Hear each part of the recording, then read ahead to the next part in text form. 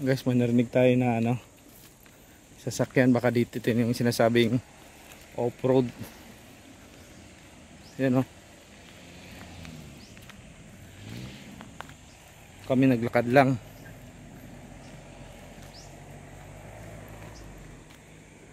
Parang narinig ko yung sasakyan na lakas ng tunog eh. Sobrang tarik kung yung sasakyan natin narinig dito ang daan. Sobrang tarik.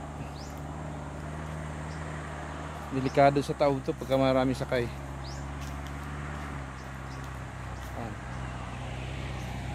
Ayan, dito tayo sa Maramo River. Tingnan natin kung may mga sakay na tao. Dahil napakatarik, grabe.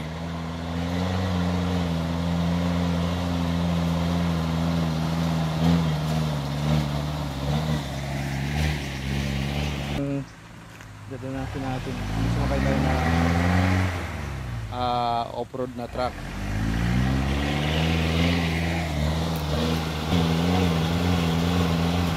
Puta, matras.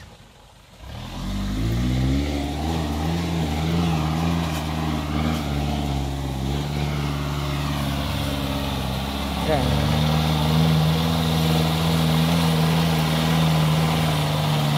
Galing.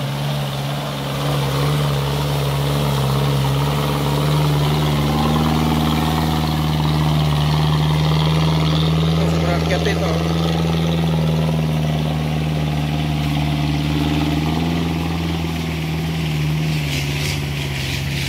Grabe. Yan, nakiatin.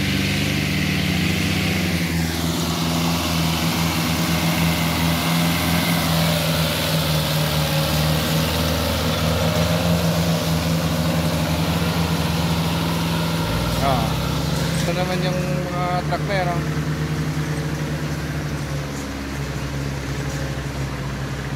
Sobrang akyat. Delikado sa pagkain ng mga tao.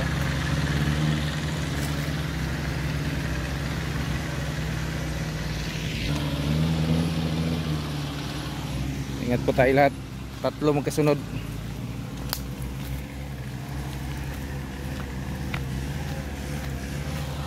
Yan, suba yung isa.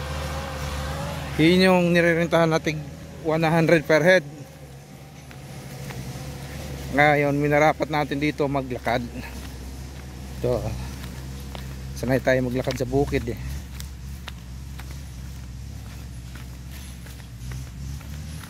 Para ako nag-training ng JES, Jungle Environmental Survival Training sa Zambales. Malayo nilalakad. Ang pupuntahan natin, Maramo River, Norsagaray, Bulacan. Naiwan na tayo dun sa grupo kasi tinignan natin yung daan ng sasakyan. Hindi pwedeng sakyan ng tao pabalik dahil napakatarik. Pababa siguro pwede, pero yung pabalik delikado.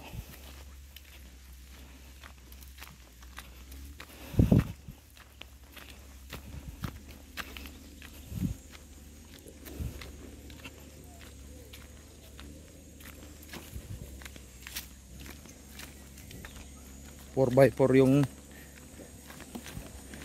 gamit ng tatlo nirerentahan ng sasakyan.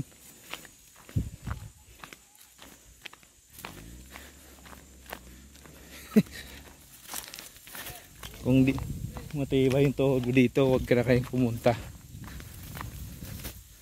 Parang awa nyo na huwag nyo balang pumunta dito pag di nyo kayang maglakad na malayo.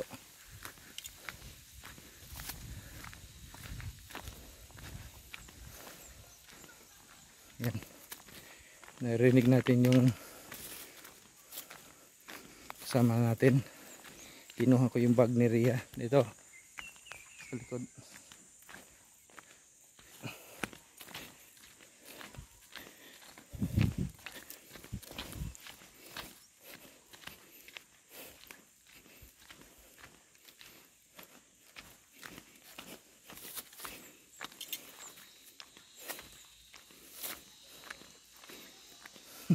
Pagdating nito gutom na.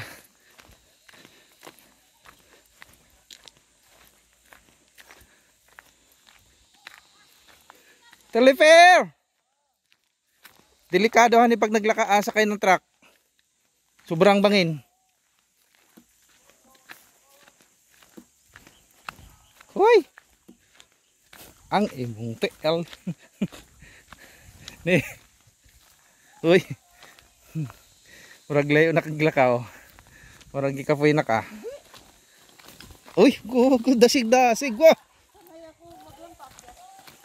Paakyat ito yung babalik natin eh.